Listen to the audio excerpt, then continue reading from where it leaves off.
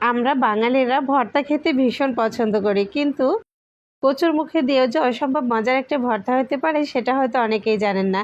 আসসালামু আলাইকুম। আজ আমি আপনাদেরকে কচুর মুখে ভর্তা বানিয়ে দেখাবো। তার জন্য আমি এখানে কচুর মুখে নিয়েছি, আর কচুর মুখিগুলো আমি প্রেসার কুকারে দিয়ে জাস্ট কয়েক মিনিটের জন্য সিদ্ধ করে নিচ্ছি।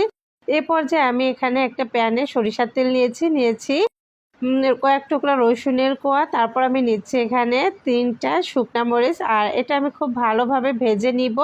আর এই তো দেখুন সুন্দর করে ভেজে নেওয়া হয়ে গেছে। এখন আমি এটা তুলে নিচ্ছি। তারপরে যে দেখুন কচুরমুখীগুলো কিন্তু সিদ্ধ হয়ে গেছে। সিদ্ধ করার পর ঠান্ডা করে আমি কচুরমুখীর খোসাগুলো ঠিক এইভাবে যে ছাড়িয়ে ফেলছি।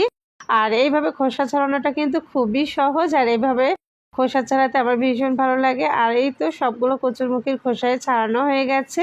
এ পর্যায়ে আমি ভেজে রাখা রসুনের কোয়া ও শুকনা মরিচ এবং কাঁচা পেঁয়াজ কুচি দিয়েছি। আর 2 থেকে 3টে আমি আরও এখানে কাঁচা মরিচ কুচি নিয়েছি। যেহেতু এটা কচু সেহেতু একটু মরিচের পরিমাণটা বেশি দিলে বেশি টেস্টি হয়। তারপরে আমি লবণ দিয়ে ঠিক এভাবে শুকনা মরিচ ভাজাগুলো সুন্দর করে আমি ভেঙে নিচ্ছি। আর আমি এটা হাত দিয়ে করছি, আপনাদের হাত জ্বালা করলে কিন্তু এটা গ্লাভস পরে তারপরে এই কাজটা করতে পারেন। তো এই যে দেখুন আমি এখন রসুনগুলোই ঠিক এভাবে ওর সাথে মিশিয়ে নিচ্ছি, ভেঙে নিচ্ছি। আর আমি সবসময় কিন্তু কচুরমুখী ভর্তাটা এভাবেই বানিয়ে থাকি। আর এইটা গরম ভাতের সাথে যে কি মজা লাগে আপনি সেটা ভাবতেও পারবেন না। যদি কখনো ট্রাই না করে থাকেন তাহলে একবার হলে এইভাবে ট্রাই করে দেখতে পারেন। আপনার ভীষণ পছন্দ হবে আর অনেক বেশি ভালো লাগবে। আর দেখবেন এই কচুরমুখী দিয়ে আপনি 1 প্লেট ভাত এক নিমিষে কিভাবে শেষ করে ফেলেছেন সেটা আপনি নিজেও টের পাবেন না। এই যে দেখুন সবকিছু কিন্তু আমি সুন্দরভাবে হাত দিয়ে একদম চটকে নিয়েছি। পেঁয়াজগুলো একদম নরম করে নিয়ে তারপর আমি কচুরমুখীগুলো ঠিক এভাবে হাত দিয়ে একদম ভেঙে নিচ্ছি। আর কচুরমুখীর ভর্তাটা এভাবেই কিন্তু হাত দিয়ে চটকে ভর্তা করলে বেশি টেস্টি হয়, এটা আমার কাছে মনে হয়।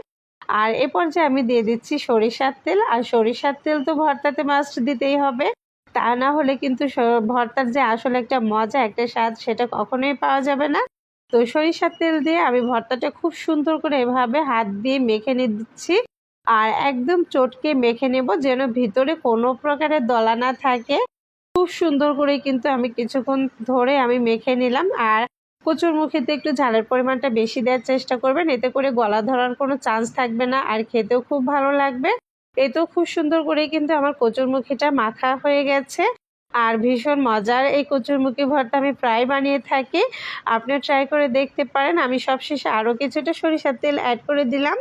আর এই রেসিপিটা আপনাদের ভালো লাগলে অবশ্যই পেজটি ফলো দিয়ে লাইক কমেন্ট শেয়ার করবেন। সবাই ভালো থাকবেন, সুস্থ থাকবেন। আজকের মতো এখানেই বিদায় নিচ্ছি। আল্লাহ হাফেজ।